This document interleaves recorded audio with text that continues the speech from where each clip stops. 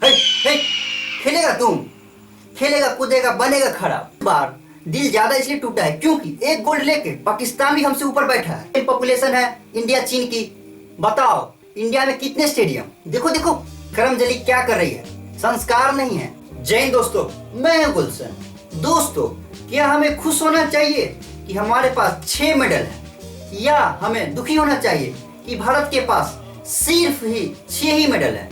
यार ये ओलंपिक हर 4 साल में आता है और हर बार दिल तोड़ के चला जाता है। और इस बार तो हाल कुछ ऐसा है कि पाकिस्तान भी एक गोल्ड लेकर मेडल टेली में हमसे ऊपर है। दोस्तों हाल ये है कि एक तरफ इंडिया के मेडल जो पिछले ओलंपिक के मुकाबले और घट गए हैं, और दूसरी ओर चाइना है वो हमेशा नंबर 1 और नंबर 2 ही रहता है। ऐसा क्यों होता है? इस बार दिल ज्यादा इसलिए टूटा है क्योंकि एक गोल्ड लेके पाकिस्तान भी हमसे ऊपर बैठा है। तो सवाल यह है कि यह क्यों हो रहा है और कुछ बदल क्यों नहीं रहा। यह तो छोड़ो कि यार गोल्ड बढ़ रहा हो, मेडल बढ़ रहा हो, पिछला बार जितना था उससे कम हो गया। चीन को हम लोग जितना चाहे गाली दे लें, लेकिन चाइना एक बहुत प्रोग्रेसिव सोसाइटी है। भले वहां पर भी बहुत दिक्कत होगी, डेमोक्रेसी नहीं है, फिर भी वह डेवलप्ड है। वह क्या होता है ना, मान लो आज ओलंपिक खत्म हुआ और कल से फिर अगले ओलंपिक की तैयारी स्टार्ट। थोड़ा कंपेयर कर लेते हैं कि हमारी ऐसी क्यों दुर्दशा है, कंपेयर कर लेते हैं जिससे चीजें साफ हो जाए कि हम जो भी मेडल ला रहे हैं, आप कहोगे कि इस हिसाब से तो हम कुछ ज्यादा ही मेडल ला रहे हैं। चीन और हमारी आबादी दोनों लगभग एक बराबर है। इंडिया की थोड़ी बहुत ज्यादा ही हो गई है पिछले कुछ मंथ से। हाँ, हमने चाइना से भी अपनी आबादी ज्यादा ही बढ़ा ली है। पॉपुलेशन सेम ही है, बट हमारी सरकार स्पोर्ट में कितना स्पेंड करती है, माने बजट कितना रहता है, उसका साइज कितना है।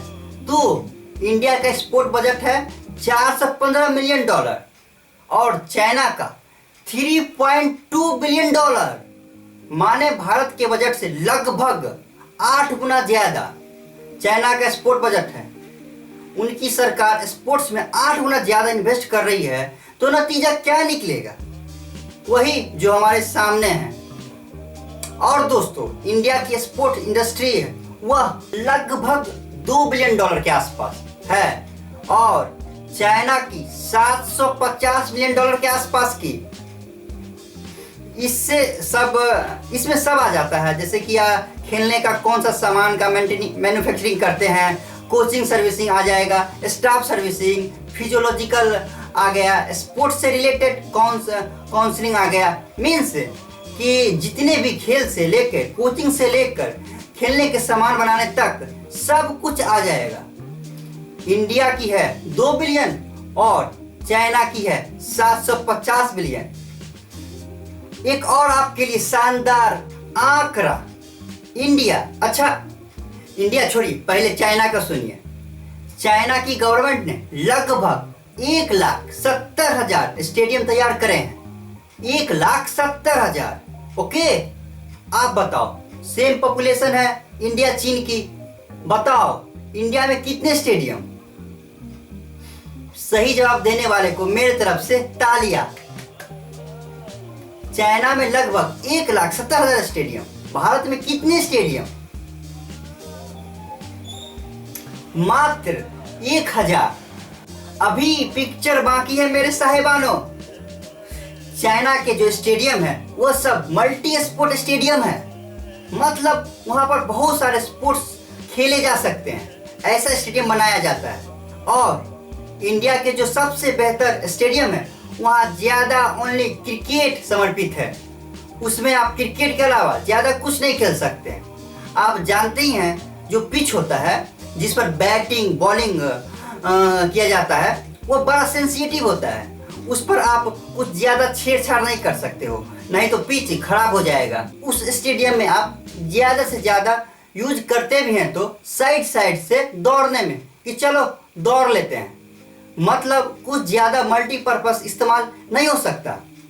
कुल 1,000 स्टेडियम है हमारे पास, चीन के 1,70,000 स्टेडियम है। अब हमें भी पदक चाहिए। भाई पैसे लगाना पड़ता है, इतनी भी गरीबी नहीं हमारे देश में। यह तो शादी में यहाँ बोरे भर भर के पैसे फूंक दिए जाते हैं। यह एक इच्छा शक्ति की बात है, स्ट्रॉन्ग विल पावर चाहिए। जानते हैं चीन ने 80 के दशक तक कर रखा था कि हम किसी जगह पार्टिसिपेट नहीं करेंगे क्योंकि अभी हमारी तैयारी पूरी नहीं है। बड़े लंबे समय तक चाइना ने किसी इंटरनेशनल स्पोर्ट में भाग ही नहीं लिया, लेकिन जब वो आए अचानक से ही ओलंपिक में 32 मेडल जीते। हाँ भाई 32 मेडल जो हमारे कभी नहीं आए। 15 तो सिर्फ गोल्ड था 32 में से। आया चीन और सैलाब की तरह छा गया। और दूसरी वजह जो मेडल नहीं आते हैं हमारे, वो है महिलाओं का खेल में कम पार्टिसिपेशन।